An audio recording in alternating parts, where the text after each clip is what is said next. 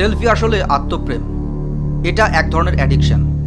হাতে স্মার্টফোন নিয়ে এই সেলফি কি দিন দিন আমাদের সেলফিশ করে তুলছে?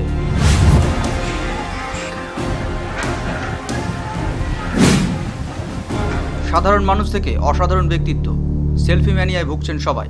সেই তালিকায় বাদ নেই মোদি থেকে ওবামা।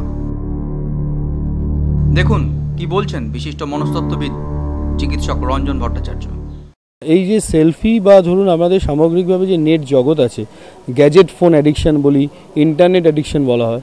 এই ইন্টারনেট অ্যাডিকশানের চল ছিল দীর্ঘদিন ধরেই। প্রথম থেকেই যখন বলা হয় 1991 সাল থেকে প্রথমে ইন্টারনেট অ্যাডিকশানের সূত্রপাত হয়।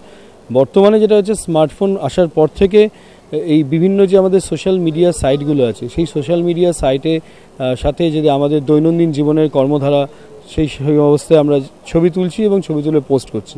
সেলফিতে কি হচ্ছে, সেলফি হচ্ছে একটা আত্মপ্রেম বলা যায়। যখন নিজের ছবি তুলছে এবং একটা সোশ্যাল মিডিয়ায় পোস্ট করছে, তখন মনে হচ্ছে কত তাড়াতাড়ি আমি কত লাইক, কমেন্ট বা শেয়ার পাবো। এই জায়গা থেকে তৈরি হচ্ছে একটা সেলফি ম্যানিয়া।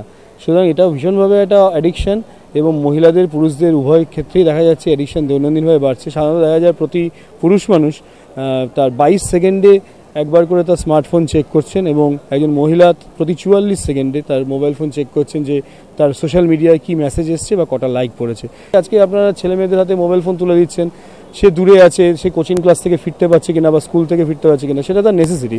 কিন্তু লাক্সারি হয়ে যাবে যদি আপনি এই নেসেসিটিটাকে অপপ্রয়োগ করেন। মানে সেই মোবাইল ফোন থেকে গেমস খেলতে শুরু করা হয় বা সেই মোবাইল ফোনের নেট ব্যালেন্স ভরে দেওয়া হয়, সেখান থেকে সে বহির্জগতের সাথে নেট জালের যে প্রলোভন, সেই প্রলোভনের মধ্যে আবদ্ধ হতে থাকে এবং ক্রমাগত এই যে ব্যাপকতা সেটা ধীরে ধীরে বৃদ্ধি পেতে থাকে।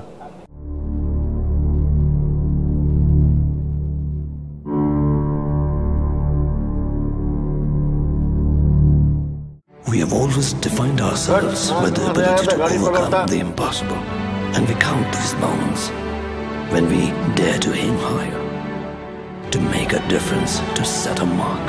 Educational initiatives from the GIS Group, the Wall of Knowledge, engineering lives.